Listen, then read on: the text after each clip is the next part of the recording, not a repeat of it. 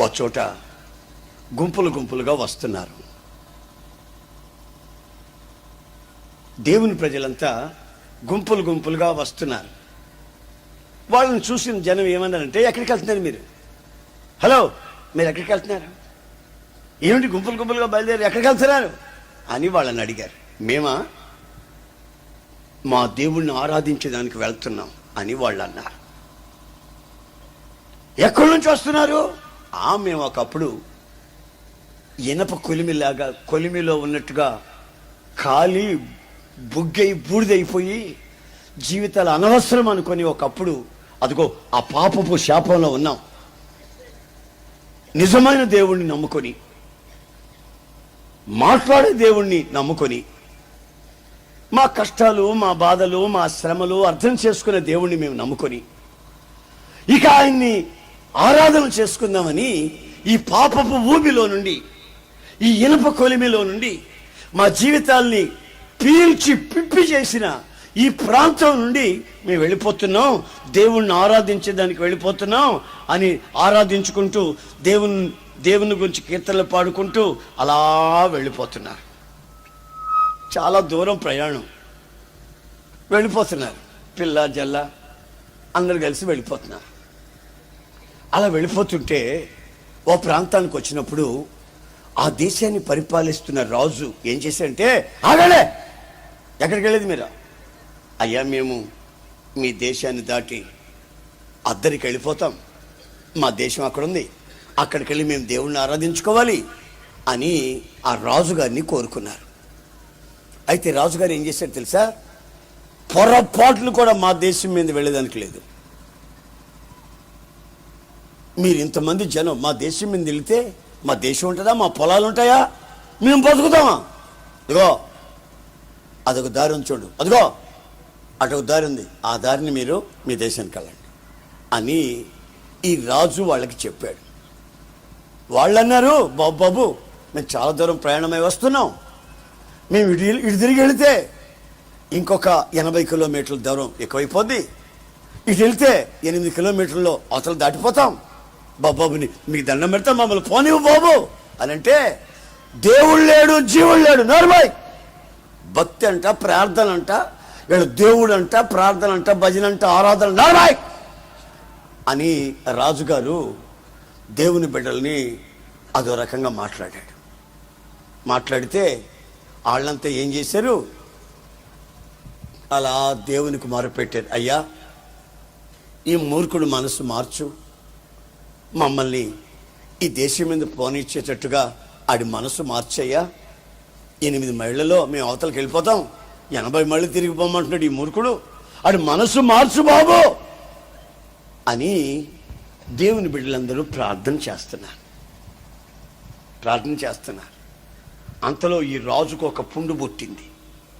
ఏమిటి ఆ పుండు అంటే, ఒకడున్నాడు మంత్రాలు చేసి, అంతరాలు కట్టి శాపాలు పెడుతుంటాడు అందరినీ. ఆ నోట్లో శాపం వచ్చిందంటే ఎవరిని చూసి శపిస్తాడో వాళ్ళు శపించబడిపోతారని ఆ ఊళ్ళో, ఆ ప్రాంతంలో అందరికీ తెలుసు. ఆ నోరు అట్లాడిది, ఆడి నోరు అట్లాడిది, ఎవరిని శపిస్తే వాళ్ళు శాపం అయిపోతారట. అట్లాంటి పేరు తెచ్చుకున్న ఒక మూర్ఖుడు అక్కడ ఉన్నాడు. రాజుగారు అక్కడికి వెళ్ళాడు. వెళ్ళి, అబ్బాయి నీకు ఎంత డబ్బు కావాలని నేను ఇస్తా, వచ్చి ఆ దేవుడు బిడ్డలు అంటున్నారే వాళ్ళకి శాపాలు పెట్టా, వాళ్ళు నాశనం అయిపోవాలి, అక్కడే వాళ్ళు బుగ్గి అయిపోవాలా, వాళ్ళ మట్టి అయిపోవాలా, వాళ్ళు ఆకులు రాలినట్టుగా అరణ్యం సావాలి, శాపం పెడతావా అని ఆ దుర్మార్గుడిని అడిగాడు. ఆ దుర్మార్గుడు ఏమన్నాడు, ఎంత ఇస్తావు, డబ్బు ఎంత ఇస్తావు చెప్పు, శాపాలు పెడతా. నా సంగతి నీకు కూడా తెలిసిపోయిందా రాజుగారు, నా మాట అంటే ఏమనుకున్నావు, నాకు ఆశీర్వదించడం తెలియదు కానీ శాపాలు పెట్టడం తెలుసు, గనుక శాపాలు పెడతా, ఎంత ఇస్తావు అని అడిగారు. ఏంటి అది, కొంచెం ఆపండి అయినా నీకో దండం పెడతా. ఆడు ఆపేసి ఆడు పెట్టినైనా చాలే, ఇది లైట్ చాలే, వాళ్ళు ఎన్నే కాస్త గమనించండి. శాపాలు అయితే పెడతాను కానీ నాకు ఆశీర్వాదాలు తెలియబండి. నువ్వు శాపాలు పెట్టమనే కదా నన్ను అడుగుతున్నావు. పెడతాను, ఎంత ఇస్తావు, నువ్వు ఎంత కావాలని ఇస్తా. అతని దగ్గర బోళ్ళంత డబ్బులు తీసేసుకుని నామాలు పెట్టుకొని అదేదో పూజలు పునస్కారాలు చేసి కాస్త గుంజిళ్ళు పెట్టి శంపలు వాయించుకొని మహాభక్తుడు అనమాట, శాపాలు పెట్టే భక్తుడు. వచ్చాడు. వస్తే ఎక్కడున్నారు వాళ్ళు అంటే, ఈ దెబ్బకి చూడో, ఈ గుట్టకి చూడవయ్యా, వాళ్ళు కనబడతారు నీకు, వాళ్ళని శాపాలు పెట్టో అంటే, రాజుగారు మీరు కూడా రండి అంటే ఇద్దరు కలిసి ఆ కొండెక్కారు. ఒక ఎత్తైన కొండెక్కారు. ఇల్లేనా? ఇల్లే. మరి శాపాలు పెట్టమంటావా? పెట్టేదానికా నేను తీసుకొచ్చింది ఇక్కడికే అని అంటే, ఇదిగో పెడతానని అక్కడ కొంచెం సుమంత్రం చేశాడు.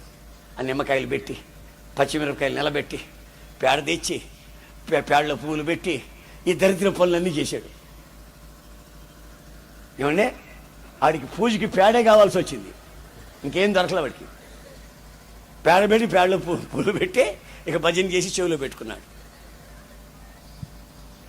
ఇక లేచి శాపాలు పెట్టబోతున్నాడు. అయ్యగారికి అయిపోయింది పూజ. వీళ్ళందరూ ఇక్కడే ఆకులు రాలినట్టుగా రాలిపోవాలి అని అనబోతే నోట్లో ఏమొస్తుందో తెలుసా? వీళ్ళు బహుగా ఆశీర్వదించబడాలి అని నోట్లో వచ్చేస్తుంది. ఆడికి వచ్చేస్తుంది. అమ్మో ఏంటి నేను ఆశీర్వదించబడుతున్నా, అయ్యో తప్పు అని చెప్పలేసుకుని రాజు వైపు చూశాడు. రాజుగారు ఉరుములను చూశాడు. ఒరే, నీకు డబ్బులు ఇచ్చి, బంగారు ఇచ్చి, ఇంత ధనం ఇచ్చి నేను తీసుకొచ్చి శాపాలు పెట్టమంటే నువ్వు ఆశీర్వాదాలు చెబుతావంటే, ఏమండే నేను శాపాలు పెట్టాలని నోరు తెరిస్తే నాకు ఆశీర్వాదం వచ్చింది ఏంటండి ఇదే? ఇదిగా మర్యాదగా నువ్వు శాపాలు పెట్టా అని కొంచెం పూజ చేసుకోనండి. పూజ చేసుకుని ఈసారి గట్టిగా చెప్తాను. కాసేపు పూజ చేసుకుని మరలా ప్రారంభిస్తున్న నోట్లో ఆశీర్వాదాలు వస్తూ ఉన్నాయి. దేవునికి స్తోత్రం, హల్లెలూయా. దేవుని బిడ్డల్ని దూషించాల్సిన వచ్చిన వాడు ఆశీర్వాదాలు. ఇంకో సంగతి చెప్పనా, మేము అక్కడ కర్ణాటక ప్రాంతానికి వెళ్ళినప్పుడు అక్కడ నేను వెళ్ళి అక్కడ దిగానండి. ఆ రాత్రి నుంచి మీటింగ్లు, వాళ్ళు వచ్చి మీటింగ్లు పెట్టడానికి వీలు కాదన్నారు. ఎందుకు అన్నా యేసు ప్రభు మాటలు ఇక్కడ చెప్పకూడదు, మా మతాన్ని మేము కాపాడుకోవాలా అన్నారు. అరే ఎర్రోళ్ళారా, మతాన్ని కాపాడుకోవడం ఏంటిరా? మతంలో బలం ఉంటే కాపాడుకోవడం ఏంటి? బలం లేకపోతే కాపాడుకోవాలా? లేదు, మీరు ఎన్నైనా చెప్పండి, పెట్టేదానికి వీలు కాదన్నారు. ఎవరెవరు పెట్టేదానికి వీలు కాదంటున్నాను నాకు రాసియండి, నేను వెంటనే ఢిల్లీకి ఫోన్ చేస్తా, పర్మిషన్ తెచ్చుకుంటే ఈ రాత్రి పెడతా. మీరెవర్రా చెప్పేదానికి? యేసు ప్రభుని గురించి చెప్పకుండా ఉండమని చెప్పేది మీరెవర్రా? మేము ఫలానా వాళ్ళమే, మీటింగ్లు పెట్టనట్టు లేదని మీరు పేరు రాసి, మీ అడ్రస్లు రాసివో, కారణం చెప్పండి, నేను వెంటనే ఫోన్ చేస్తా హైదరాబాద్కి, పర్మిషన్ తెచ్చుకుంటాను. ఈ పోలీసు వాళ్ళు పర్మిషన్ ఇవ్వకపోతే హైదరాబాద్ తీసుకుంటాను, ఢిల్లీలో తెచ్చుకుంటాను. నాకు నా యేసు ప్రభుని గురించి చెప్పుకునే హక్కు, నేను ఈ ఇండియాలో భారతీయుడిగా పుట్టినందువల్ల, ఇది లౌకిక రాజ్యం కనుక, ఇది మతపరమైన రాజ్యం కాదు కనుక, నేను నా ప్రభువుని గురించి, నా ఇష్టదేవుని గురించి చెప్పుకునే హక్కు నాకు ఉంది. ఎవరా కాదనేది పోలీసు వాళ్ళకి కూడా చెప్పా. ఇదిగో వాళ్ళు అన్నారని మీరు ఆటంకపరుస్తారా? ఆటంకపరచుకోదు. ఇదిగో మీరు కూడా మీ పేర్లు గీర్లు రాసిండి, మీరు కూడా ఒప్పుకోలేదని చెప్పి నేను ఫోన్ చేస్తాను.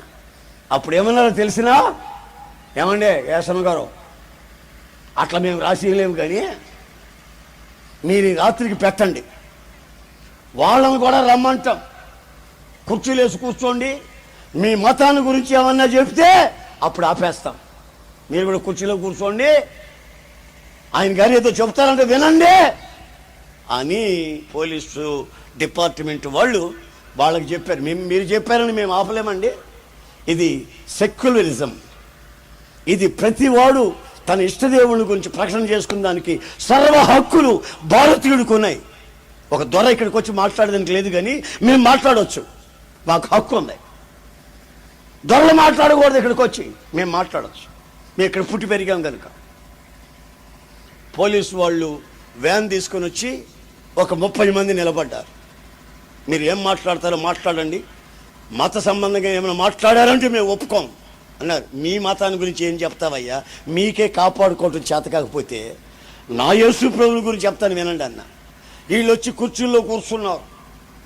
ఏది వాళ్ళ మతం కాపాడుకోవాలనే వాళ్ళు. ఇక వైర్లెస్ కనెక్షన్లు పెట్టారు, అన్ని పోలీస్ స్టేషన్లకి వైర్లెస్ కనెక్షన్లు పెట్టారు. ఇక్కడ మాట్లాడే మాటలు గుర్తుపట్టండి, ఇది రేపు ఎల్లుండి జరగనీయకుండా ఆపాలి అని అన్ని కనెక్షన్లు ఇచ్చారు. ఆ రోజు వాక్యం చెబుతున్నాను, పోలీసు వాళ్ళు విన్నారు.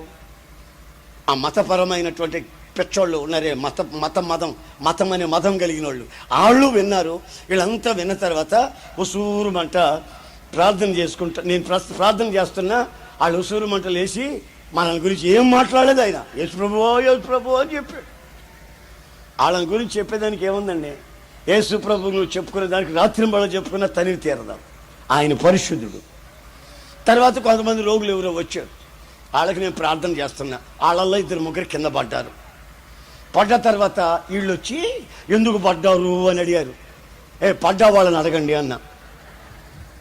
నన్ను అడుగుతారేమిటయ్యా, నేను ప్రార్థన చేశాను, యేసు ప్రభు నామం ఉచ్చరించాను, వాళ్ళు పడ్డారు. వాళ్ళు లేచిన తర్వాత మీ ఊరోళ్ళు కదా, మేళ్ళ చుట్టూ తిరిగిన వాళ్ళు కదా, ఈ ప్రాంతం ప్రజలు కదా, మేము ఎక్కడి నుంచో వచ్చాం, వాళ్ళకి ఎందుకు పడ్డారో అని అన్నాను. వాళ్ళకి జవాబు చెప్పకుండా మామూలుగా వెళ్ళిపోయినా. ఇక రెండో రోజు అండి, ఇక్కడ వరుసగా కుర్చీల్లో కూర్చున్నారు చూడండి, వాళ్ళంతా వాళ్ళ కుటుంబాలతో వచ్చారు. ఎందుకు? ప్రార్థన చేయించుకుందామని. దేవునికి స్తోత్రం, ప్రైజ్ ది లార్డ్. ఈ మత పెంచగలిగిన వాళ్ళు ఉన్నారే, వాళ్ళ ఎండల్లో రోగాలు ఉన్నాయి, మోర్సల జబ్బులు ఉన్నాయి, టీబీ జబ్బులు ఉన్నాయి, సై జబ్బులు ఉన్నాయి, తాగుబోత్తనం ఉంది, ప్యాకెట్లు అన్నీ ఉన్నాయి. వాళ్ళు ఇన్నంతసేపు మొదటి రోజుని రెండో రోజు కుటుంబాలుగా వచ్చారు. పోలీసు వాళ్ళు కూడా పాపం వరుసగా కూర్చున్నారు.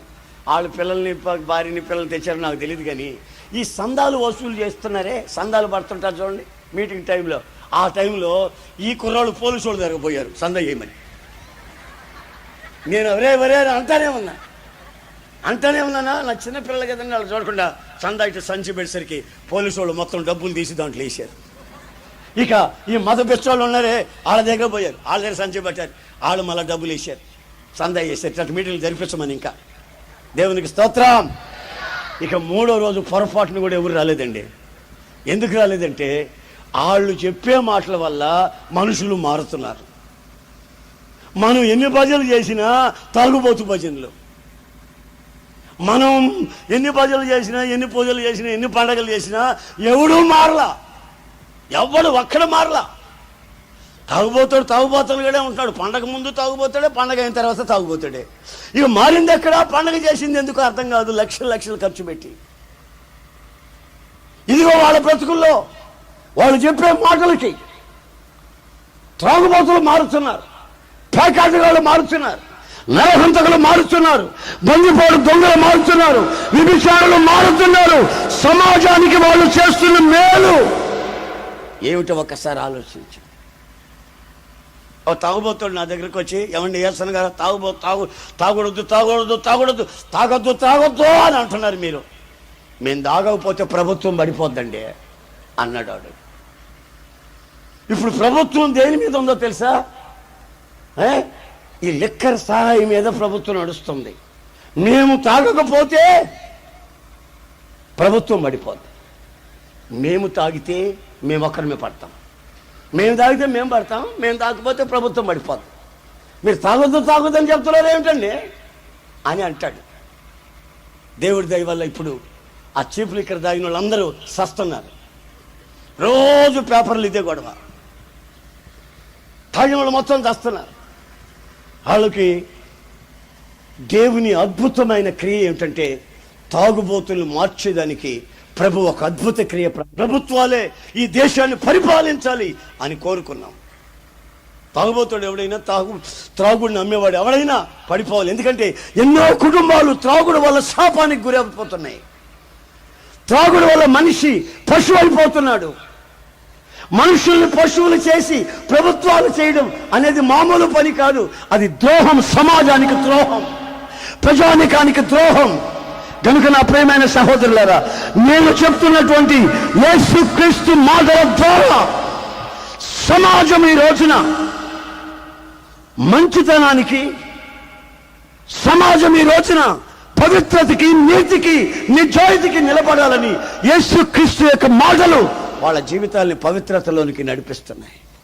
దేవునికి స్తోత్రం, హల్లెలూయా.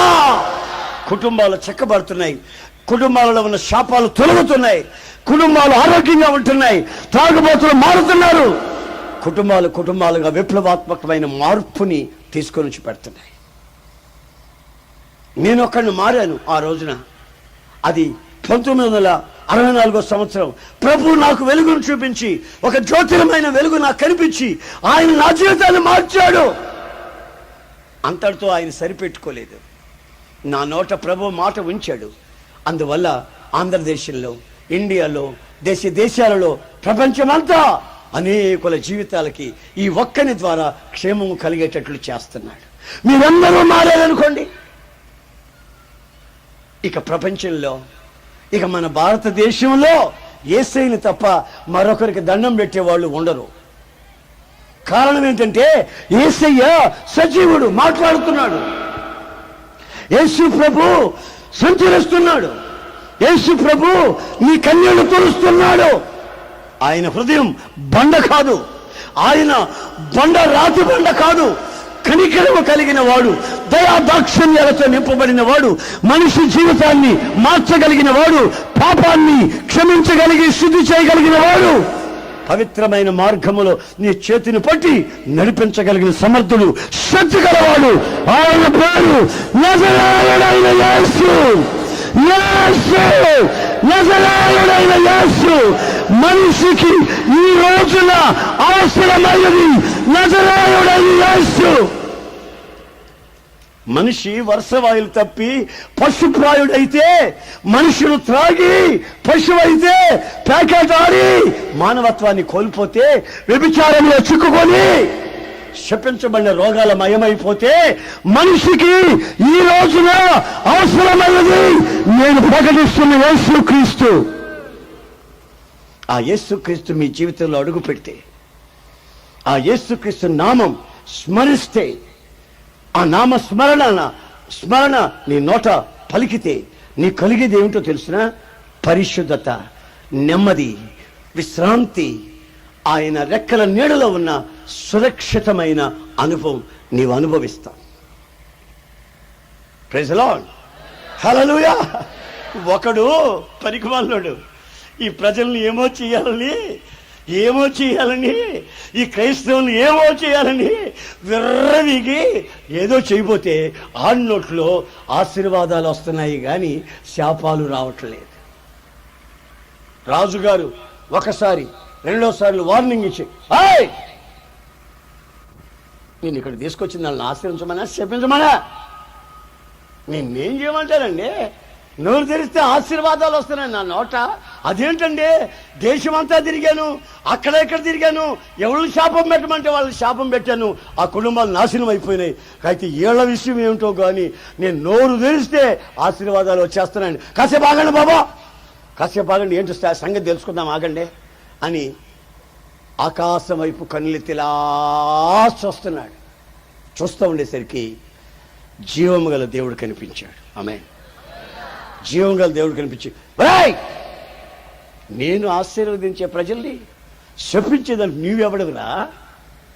నేను ఆశీర్వదించే ప్రజలురా వాళ్ళంతా, శపించడానికి నీవెవడవురా? అసలు నా ప్రజలను ఆశీర్వదించడం నాకు ఎంత ఇష్టం అనుకున్నావు? నువ్వు శపించడానికి వచ్చావు, నీ వల్ల కాదు, నీకు చేత కాదు రే, నీకు చేత కాదురా అని దేవుడు మాట్లాడాడు. వెంటనే ఈడేం చెప్పాడు తెలుసా? రాజుగారితో, అయ్యా, దేవుడు వాళ్ళని ఆశీర్వదిస్తుంటే వాళ్ళ దేవుడు శపించేదానికి నేనెవరినండి బాబు? నా వల్ల కాదు, నీకు దండం పెడతా బాబు, నీ డబ్బు నీకు ఇచ్చేస్తాను. నా వల్ల కాదు బాబు, వీళ్ళని శపించేదానికి నా వల్ల కాదు బాబు అని దండం పెట్టాడు.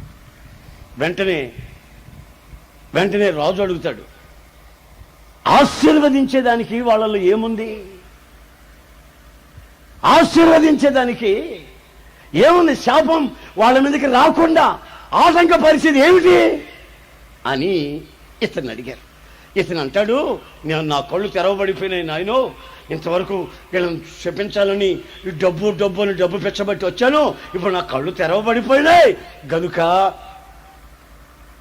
వీళ్లలో ఆశీర్వాదానికి అర్హత ఏమిటంటే, వాళ్ళలో నేను ఎంతసేపు చూసిన ఈ జనాన్ని కొండ మీద నుండి వాళ్ళలో నాకు దోషము కనబడటం లేదు. వాళ్ళలో వంకరతనం, క్రికెట్ మైండ్, వంకరతనము వాళ్ళలో నాకు కనిపించట్లేదయ్యా. వాళ్ళలో వంకరతనం లేదు, యథార్థత ఉంది. వాళ్ళలో దోషము లేదు, వాళ్ళు పవిత్రమైన మనుషులయ్యా. వాళ్ళలో ఏమాత్రం దోషం కనబడినా నా శాపాలు వాళ్ళ మీద పడిపోతాయి బాబు. వాళ్ళ మీద దోషం లేదు, వంకరతనం లేదు. నేను శపించబోతుంటే ఆశీర్వాదాలు వస్తున్నాయి, నేను శపించే మాటలన్నీ నాకు వెనక జరుగుతున్నాయి. బాబు నేను వాళ్ళని శపించలే. ఇశ్రాయేలీలు అనే దేవుని బిడ్డలు వస్తూ ఉంటే వాళ్ళని శపిస్తే ఆ శాపాలు వాళ్ళ మీదకి పనిచేయట్లేదట. కారణం ఏమిటంటే వాళ్ళలో దోషము కానీ వంకరతనము కానీ లేదు. ఏమి లేదండి, చెప్పాలి గట్టిగా, ఏమి లేదు. కొంతమంది నా దగ్గరకు వచ్చి ప్రార్థన చేయండి, పాదిరి గౌరవ్, యేసమ్మ గౌరవ్ ప్రార్థన చేయండి, మమ్మల్ని దీవించండి, మమ్మల్ని ఆశీర్వదించండి అని అడుగుతారు. ఏది ఆశీర్వదిస్తే మన దగ్గరికి పోతే వాళ్ళ దగ్గర సొట్ట కొంపు. ఆశీర్వదిస్తే వాళ్ళ దగ్గరికి వెళితే జేబులో సిగరెట్లు, పొగాకు. ఒక ఇంటికి వెళ్ళాను నేను, ఏమండి మమ్మల్ని ఆశీర్వదించండి అని, అది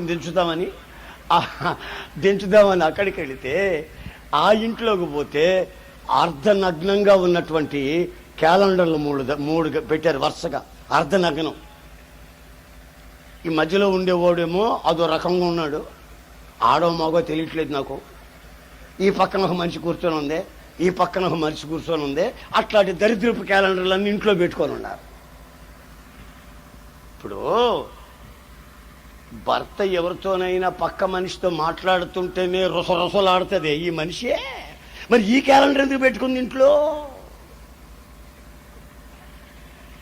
భర్త, ఈ మనిషి భర్త ఆ పక్కింటి వాళ్ళతో ఏదో మాట్లాడుతున్నాడండి, ఏదో రైల్లో ప్రయాణాల సంగతి ఏదో మాట్లాడుతుంటే రొసరొసలు అబ్బో తాకుకోసిన కుక్కలాగా తిరిగిందే. మాట్లాడొద్దు నువ్వా, ఏమన్నా నీకు మాట్లా, ఇంట్లోకి రా అని పిలిచిందే. మరి నీ ఇంట్లో తగిలించుకున్న బొమ్మలేంటి, ఫోటోలేంటి, ఇటొక మనిషి కూర్చుంది అటొక మనిషి కూర్చుందే. ఆ ఇంట్లో దోషం.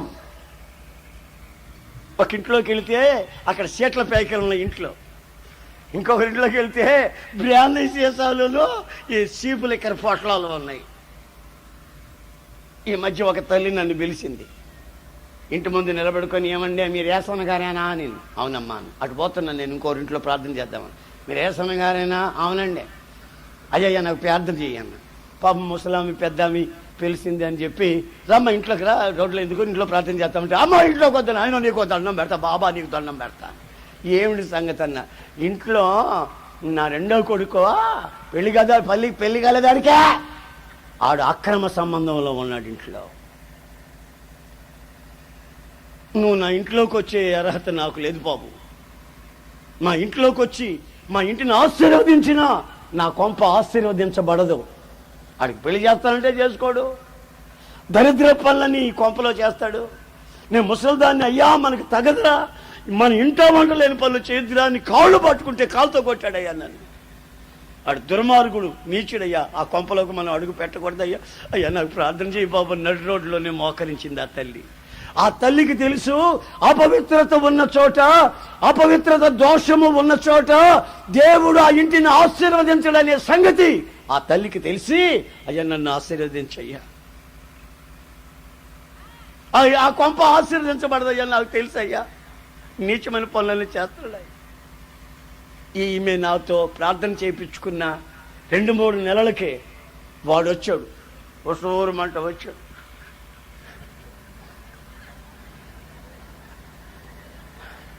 ఆడి వయసు అంతా 24. ఉసూరుమంటే వచ్చాడు. అబ్బాయి ఏంటన్నా? ఏమో ఏమో రక్తంలో తిరుగుడు వచ్చింది అంటున్నారండి, అదేమో హెచ్ అంటున్నారండి, అదేమో కట్ అంటున్నారండి, అదేదో జబ్బు అంటండి, డాక్టర్ గారు దిగిపోతే ఇంక నువ్వు 11 రోజులు బతుకుతామని చెప్పారండి. ఇక నాకు ఉండే ప్రాణం ఆ డాక్టర్ దగ్గరనే పోయిందండి. ఉసూరుమంటే వచ్చానండి.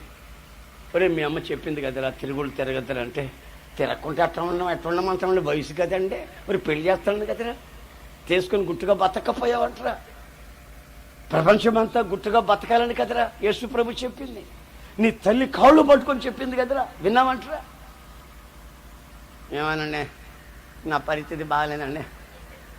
బాగా ఎట్లుంటుందండి, తిరిగిన తిరుగుళ్ళు ఎట్లాంటివండి, మామూలు తిరుగుళ్ళు అండి, నువ్వు తిరిగిన తిరుగుళ్ళు. నేను ప్రార్థన చేసి పంపించా. 11 రోజులు డాక్టర్ చెప్తే వాడు 6వ రోజే చచ్చిపోయాడు. 6వ రోజే చచ్చిపోయాడండి. అంటే ఏసైనా ప్రార్థన చేసి తొందర బతుకుతారని మీరు అనుకోవద్దు. చాలామంది చచ్చిపోతున్నారు. అంటే వాడు ఈ జబ్బుతో ఉన్నాడా? నేను ప్రార్థన చేశానా ప్రభా, కనికరించినైనా ఈ బిడ్డను బాగు చేయనైనా, మృతతుల్యమైన శరీరాలను కూడా మీరు లేపగలని శక్తి గలవాడు దేవుడా అని ఇంత ప్రార్థన చేశానా? ఆడు ఆ రోజు వెళ్ళి మళ్ళా తాగాడంట. ఏమైనా ఎందుకు తాగామంటే నొప్పులకే, ఒళ్ళు నొప్పులకి తాగానులే అంటాడు. ఒళ్ళు నొప్పులకి తాగాడు అంటాడు. తాగాడు 6వ రోజు చచ్చిపోయాడు. నా ప్రియమైన సహోదరులారా, ఒకసారి మీరు మీ జీవితాలని ఆలోచించండి. ఈ రోజున ఆ సంఖ్యాకాండం 23వ అధ్యాయం, ఆ బైబిల్లో ఉన్న సంఖ్యాకాండం 23వ అధ్యాయం 21వ వాక్యంలో 20-21 చదువు. 20-21 దీవింపుమని నాకు సెలవాయను. 23వ అధ్యాయం బిలాము అంటున్నాడు, దీవించమని నాకు సెలవాయను. ఆయన దీవించెను, ఆయన దీవిస్తున్నాడు, నేను దానిని మార్చలేను. ఆయన యాకోబులో ఏ దోషమును కనుగొనలేదు, ఏ దోషము లేదు. హల్లెలూయా. ఇశ్రాయేలులో ఏ వంకరతనమును చూడలేదు. చూడండి, మీరు ఆశీర్వదించబడాలంటే ఏ పనికిమాలినోళ్ళైనా మంత్రమో తంత్రమో చేతబడులో అదో ఇదో మీకు విరోధంగా ఏదైనా చేయాలనుకుంటే, మీలో అపవిత్రత ఉందనుకోండి, మీలో దోషం ఉందనుకోండి, అవి మీ మీద పనిచేస్తాయి. అయితే మీలో యథార్థత, సిన్సియారిటీ, మీలో పవిత్రత, వంకర మాటలు లేకుండా మామూలు మాటలు మాట్లాడే ఆ తత్వం మనం కలిగి, అపవిత్రత లేకుండా మన బ్రతుకులు, మన ఇళ్ళు, మన పిల్లలు, మన వ్యాపారంలో కానీ మన ఉద్యోగంలో కానీ అపవిత్రత లేకుండా జాగ్రత్త పడాలి. దోషం ఉంటే శాపం వస్తుంది, దోషం లేకుండా జీవిస్తే శాపము నిర్మూలమైపోతుంది. మీరందరూ ఆశీర్వదించబడాలని, మీ ఇళ్లలో ఏదైనా దోషం ఉందేమో ఈ రాత్రికి ఇప్పుడే మీరు వెళ్ళి కనుక్కొని తెలుసుకొని ఆలోచించుకొని మీ జీవితాలు సరిచేసుకోవాలని దేవుని బట్టి ఇప్పుడు మిమ్మల్ని కోరుకుంటున్నాను. కొందరు కుటుంబాలు ఎప్పుడు రోగాలే, కొందరు కుటుంబాలు ఎప్పుడు కన్నీళ్ళే, కొందరు కుటుంబాలు ఎప్పుడు శాపాలే, దెబ్బలట్లే, ఎప్పుడు చూడు గొడవ పెట్టుకొని గందరగోళాలు అయిపోయి ఆ కుటుంబం సమాధానంగా నెమ్మదిగా ఉండదు. వండుకున్న అన్నం కూడా తిన్నదాకా నమ్మకం లేదు. తినకముందే గొడవలు పెట్టుకొని ఎవడు తినకుండా పడేస్తారు. అది వేడివేడిగా ఉండవు, పొద్దున్నే కుక్కలు తింటాయి. ఎందుకని ఈ శాపం కొన్ని కుటుంబాలలో? ఎందుకని ఈ శాపం? సమాధానం ఎందుకు లేదు? సంతోషం ఎందుకు లేదు? నెమ్మది ఎందుకు లేదు? విశ్రాంతి ఎందుకు లేదు? కుటుంబాలు ఎందుకు ఈ రోజున నరక కూపాలుగా మార్చబడుతున్నాయి? దీనికి కారణం కుటుంబాలలో దోషం, కుటుంబాలలో వంకరతనం, ద్వంద్వార్థాలు వచ్చే మాటలు, అనవసరమైనటువంటి ఆలోచనలు, పిచ్చ ఆలోచనలు, దరిద్రం, కుటుంబంలో ఉన్న అపవిత్రత దీనికి కారణం. ఒకసారి ఆ గోల్కొండ కిల్ల నుండి ఒక మిలిటరీ ఆయన వచ్చాడు. ఏమండి, నా భార్యకి ఆరోగ్యం పూర్తిగా దెబ్బతిందండి, ఈ 2 కాళ్ళు పట్టేసేయండి, 2 కాళ్ళు పట్టేసేయి, కిందనే మన లారీ కింద పడ్డ కుక్క చూసారు, లారీ కింద పడ్డ కుక్క ఈడ్చుకొని నడుస్తుంది. లారీ కింద పడ్డ కుక్క అట్లా ఈడ్చుకొని ఆయన చెప్పిన మాట, లారీ కింద పడ్డ కుక్కలాగా నడుస్తుందండి, లారీ కింద పడలేదు మొత్తానికి, అట్లా నడుస్తుంది, కాళ్ళు పట్టేసి నా భార్యకి. ఎన్ని డాక్టర్లు తీసుకెళ్ళినా ఏ విధమైన స్వస్థత కనబట్టలేదండి అని చెప్పాడు.